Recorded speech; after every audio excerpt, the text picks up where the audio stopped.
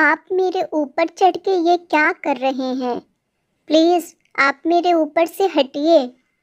आप एक अच्छे नागा साधु हैं, जहाँ तक मैं जानती थी। फिर आप ऐसा कैसे कर सकते हैं? प्लीज़ हटिए, नहीं तो मैं शोर मचा दूँगी। आपको मैं बहुत अच्छा समझती थी, लेकिन आप ऐसे निकलेंगे? छी! मैं सोच भी नहीं सकती थी। मैं तो कुंभ के दर्शन करने आई थी। अब मैं क्या ही बताऊं। हेलो दोस्तों, नमस्कार। आप लोगों का स्वागत है हमारे इस वीडियो में। एक लड़की की कहानी है जो जो विदेश से बहुत ही शिद्दत से आई थी ये कुंभ के स्नान करने, यहाँ का नागा साधु अन्य साधुओं को देखने के लिए। लेकिन उसे क्या पता था कि इसी में एक विदेशी आदमी भी जो नागा साधु बन करके अपना रूप चेंज करके और इसी में रह रहा था और लड़कियों के साथ धोखाबाजी कर रहा था। वो लड़की आती है और ऐसे ही साधु को बैठे देख के पंडाल में नमस्ते करती है और कहती है कि प्लीज़ आप हमें इतना आशीर्वाद दीजिए कि मैं अपनी ज़िंदगी में हमेशा आगे बढ़ती रहूं और हमारा कोई बच्चा नहीं है, हमें बच्चा हो जाए। साधु मन ही मन बहुत खुश होता है और बोलता है कि मैं तुम्हें आशीर्वाद तो दूंगा, लेकिन हमारा आशीर्वाद कुछ अलग तरीके से रहता है और तुम्हें बच्चा नहीं हो रहा है, संतान की प्राप्ति नहीं हो रही है, तो मैं तुम्हें गारंटी देता हूँ कि अगर तुम मेरे साथ 2 रात रह लो तो तुम्हें बच्चा जरूर होगा और तुम अवश्य माँ बनोगे। इसमें कोई दो राय नहीं है। हमारे पास इतनी शक्तियाँ हैं कि जिससे मैं कई महिलाओं को बच्चा पैदा करा चुका हूँ और वैसे भी तुम्हें भी होगा। महिला खुश होती है और कहती है कि सच में बाबा जी ऐसा हो सकता है? साधु बाबा कहते हैं, साधु बाबा क्या ही बोले, नागा साधु कहता है कि हाँ हाँ, ऐसा सच बात है कि हमारे पास बहुत ही बड़ी शक्ति है। भगवान की एक ऐसी शक्ति है, ऐसी कृपा है कि जिससे जिसका बच्चा कभी न हो पाया हो, मतलब न हुआ हो, उसका भी हो जाएगा।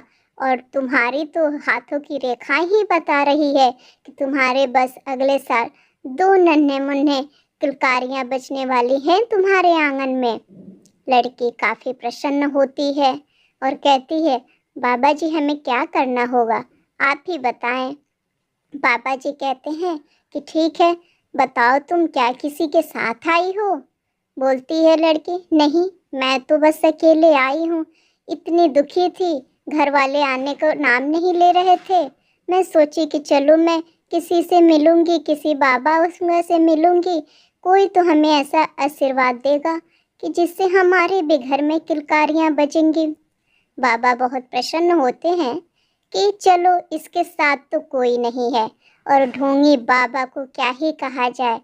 उस लड़की को बोलते हैं, ठीक है, तुम जाओ गंगा स्नान करो और गंगा स्नान करके फिर हमारे पास आओ।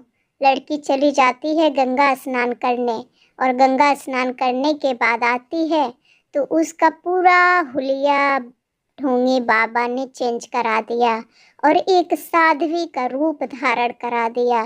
फिर लड़की बोलती है कि बाबा जी क्या मैं इस रूप में अपने घर जा पाऊंगी? बोलते हैं क्यों नहीं, बस कुछ दिनों की बात है, मेरे साथ रह लो और जैसे ही कुंभ का स्नान खत्म होगा तुम चली जाना। लड़की खुश हो जाती है कि चलो हमारे बच्चे भी हो जाएंगे और हम यहाँ पे धाम भी कर लेंगे। लड़की बाबा की बातों में आ जाती है और ढोंगी बाबा उसको दिन भर घुमाता है, इधर उधर की बातें सुनाता है, फुसलाता है, दिखाता है कि देखो दुनिया कैसी है ऐसी, और इतना बहलाता फुसलाता है कि लड़की उस ढोंगी बाबा की बातों में आ जाती है। और फिर ढोंगी बाबा उसे नशे की दवा रात में दे देता है खाने में और बोलता है, बेटा ये प्रसाद है, खा लो।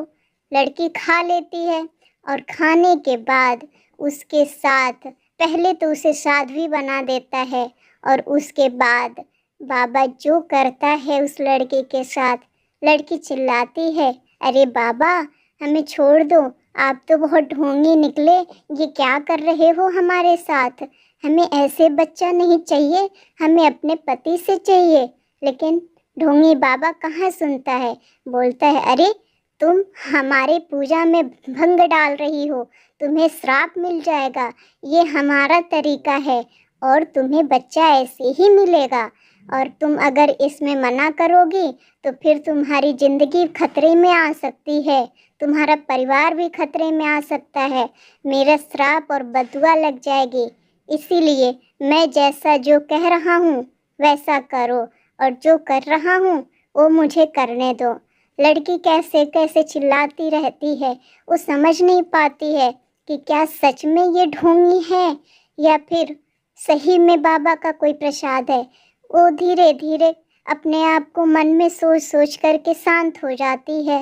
लेकिन होता क्या है, उस ढोंगी बाबा ने लड़की के साथ एक दिन नहीं, एक रात नहीं, 2 रात नहीं, 3 रात नहीं, कम से कम 4 रातें, और ऐसे उसके साथ दरिंदगी करता है, ऐसे करता है कि लड़की बेचारी मर जाती है। और क्या ही बताऊं, उस लड़की की ऐसी दुर्दशा देख करके रूह कांप जाता है। और सच में दोस्तों, इसीलिए बोला जाता है कि आप बिना जाने समझे किसी भी बाबा के चक्कर में ऐसे ना पड़ें। और आखिर उस लड़की को बताइए कौन सा बच्चा मिलता है, क्या मिलता है? पहले तो साध्वी बनाता है, नहलाता धुलाता है, और फिर 4 दिन रख करके उसके साथ ऐसी हरकत करता है। तो ये चीज़ें उसको नहीं समझ में आती है, और ऐसे ऐसे ढोंगी बाबा पड़े हैं। खैर, सब बाबा के बारे में ऐसा नहीं कह सकते, हमारे देश में बहुत से अच्छे बाबा भी हैं और अच्छे साधु भी हैं, अच्छे नागा साधु भी हैं। लेकिन कुछ नागा साधु और कुछ बाबाओं की वजह से हम बदनाम भी हो जाते हैं और हम गलत रास्ते पे आ जाते हैं। तो प्लीज़ आप लोग भी सतर्क रहिए और सावधान रहिए। नमस्कार दोस्तों।